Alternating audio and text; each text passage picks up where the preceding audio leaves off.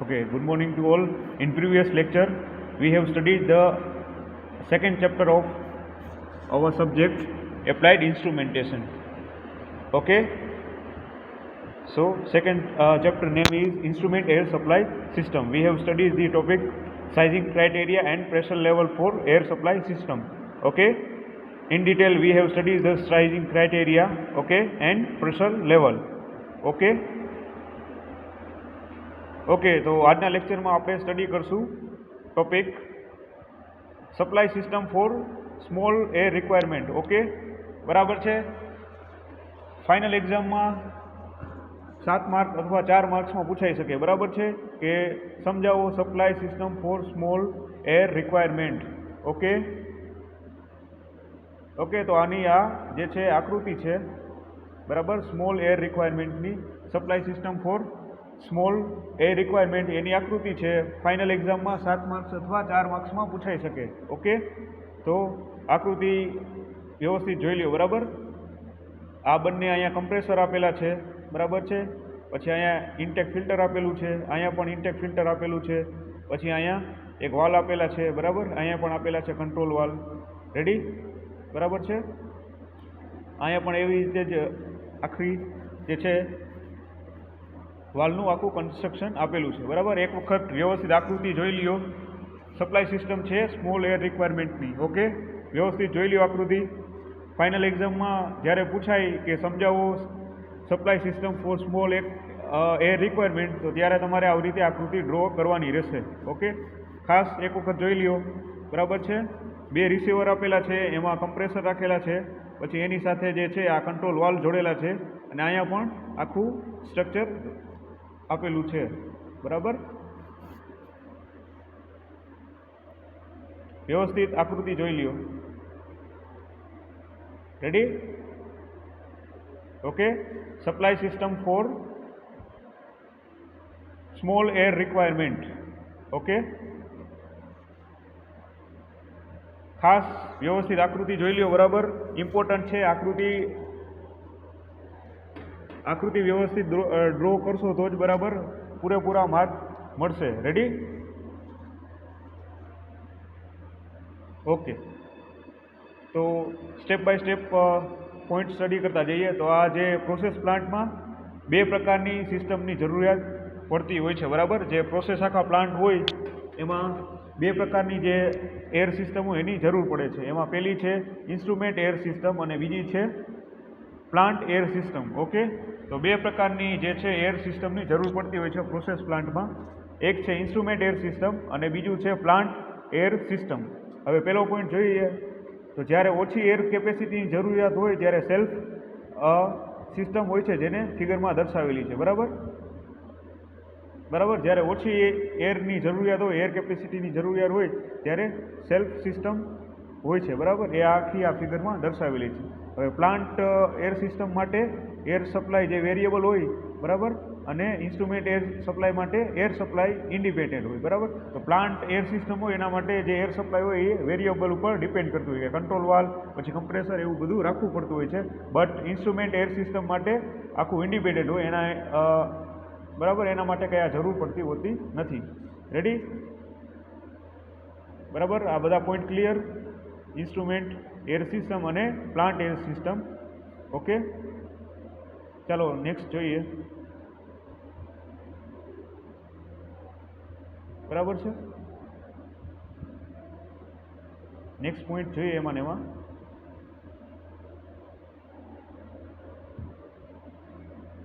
તો આમાં જે આ કન્સ્ટ્રક્શનમાં જે એર કોડેડ કન્સ્ટ્રક્શન છે એમાં ફિલ્ટર, ડ્રાયર, એર રિસીવર જેવા સાધનોનો ઉપયોગ થાય છે. બરાબર, આખા કન્સ્ટ્રક્શનમાં કેવું, એક તો આપણે કમ્પ્રેસર, ફિલ્ટર, ડ્રાયર અને એર રિસીવર જેવા સાધનોનો એમાં સમાવેશ થાય છે. હવે એર રિસીવર સાથે પ્રેશર સેફ્ટી વાલ્વ PSV લગાડવામાં આવે છે. બરાબર, આગળ જોયું એમ જ PSV એટલે શું છે કે પ્રેશર સેફ્ટી વાલ્વ છે. બરાબર, એર રિસીવર સાથે. ઓકે, તો નેક્સ્ટ પોઈન્ટ જોઈ લઈએ. તો રિસીવરમાંથી બહાર આવતી એર કુલિંગ વોટર સિસ્ટમ છે એ એર સિસ્ટમ દ્વારા ઠંડી પડે છે અને આમાં જે છે મોઇસ્ચર સેપરેટ દ્વારા તેમાંથી ભેજ દૂર થાય છે. રેડી? તો રિસીવરમાંથી જે બહાર આવતી એર હોય એ આખી કુલિંગ વોટર સિસ્ટમ દ્વારા ઠંડી પડે છે અને મોઇસ્ચર જે સેપરેટ દ્વારા એમાંથી ભેજ દૂર થાય. રેડી. ત્યારબાદ ક્લીન, ડ્રાય અને ઓઇલ ફ્રી એર સિસ્ટમ જે હેડરને આપવામાં આવે છે. બરાબર. તો આટલા point small air supply system માટે લખવાના રહેશે. બરાબર.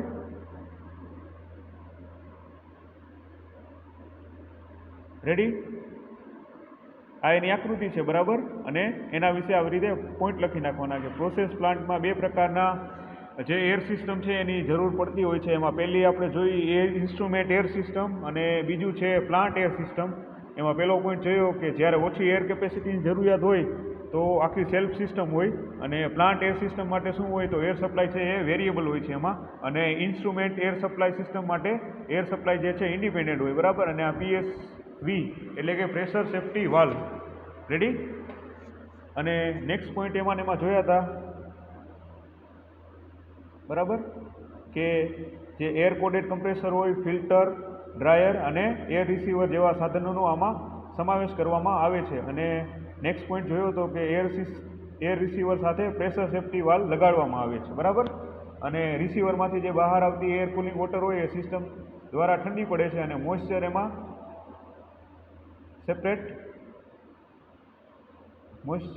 સેપરેટ દ્વારા એમાંથી ભેજ દૂર થાય અને ત્યારબાદ આખું ક્લીન, ડ્રાય અને ઓઇલ ફ્રી આ એર સિસ્ટમ છે એ હેડરને આપવામાં આવે છે.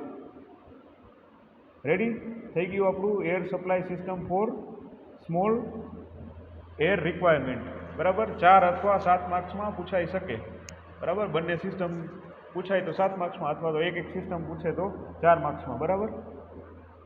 તો ઇમ્પોર્ટન્ટ છે ખાસ આનું ફિગર કે આકૃતિ. બરાબર. તો ખાસ આકૃતિ એકદમ વ્યવસ્થિત દોરી નાખવાની. ઓકે.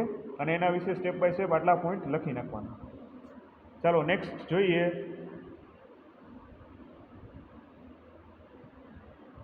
નેક્સ્ટ છે air supply system four large air requirement. Okay.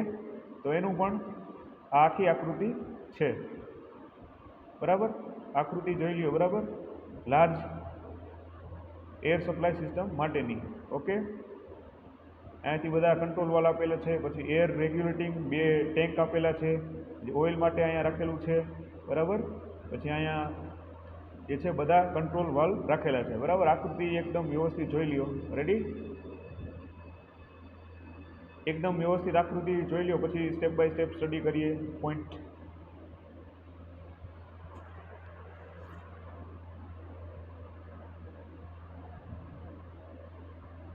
Ready.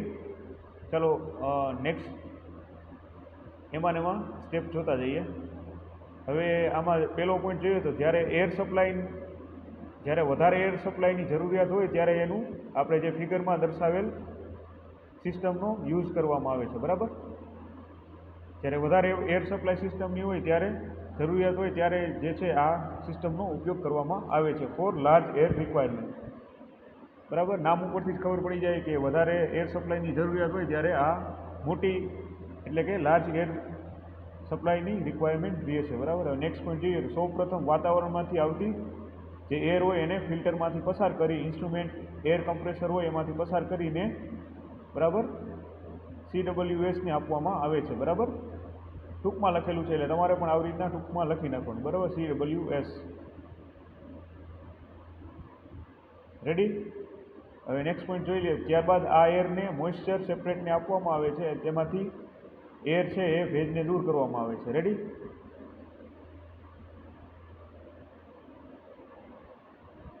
CWS એટલે કંટ્રોલ વાલ્વ. ઓકે. બરાબર છે. Point clear. વધારે એર સપ્લાયની જરૂરિયાત હોય એટલા માટે આ સિસ્ટમનો યુઝ કરવામાં આવે છે. અને સ્ટેપ બાય સ્ટેપ સૌપ્રથમ શું થાય, વાતાવરણમાંથી આવતી જે એર હોય એ ફિલ્ટરમાંથી પસાર કરી, ઇન્સ્ટ્રુમેન્ટ એર કમ્પ્રેસર હોય એમાંથી પસાર કરીને જે બધા વાલ છે એને આપવામાં આવે છે. ત્યારબાદ એરને મોઇસ્ચર સેપરેટને આપવામાં આવે છે અને એરમાંથી ભેજને દૂર કરવામાં આવે છે. ઓકે. હવે નેક્સ્ટ પોઈન્ટ એમાં જોઈ લઈએ. તો હવે ત્યારબાદ જે કમ્પ્રેસરમાં આવતી એર અને પ્લાન્ટ એર હોય એ જે છે એર રિસીવરને આપવામાં આવે છે. બરાબર. રેડી. પછી એર રિસીવર સાથે પ્રેશર સેફ્ટી વાલ્વ અને પ્રેશર ઇન્ડિકેટર લગાડવામાં આવે છે. બરાબર. અને ત્યારબાદ જે ઓઇલ ઓબ્ઝર્વરમાંથી એરને ડ્રાયરને આપવામાં આવે છે અને ડ્રાયરમાંથી એર જે ફિલ્ટર દ્વારા એર સિસ્ટમ હેડરને આપવામાં આવે છે. તો આ થઈ ગયું એનું કન્સ્ટ્રક્શન અને working. Ready for large air requirement. Okay, તો આજના લેક્ચરમાં આટલું રાખીએ. ઓકે, બંને સિસ્ટમ સમજાઈ ગઈ. Supply system for small air requirement એનું આ ફિગર અને supply system four large air requirement. આજના લેક્ચરમાં આટલું રાખીએ. નેક્સ્ટ લેક્ચરમાં વધારે ટોપિક સ્ટડી કરશું.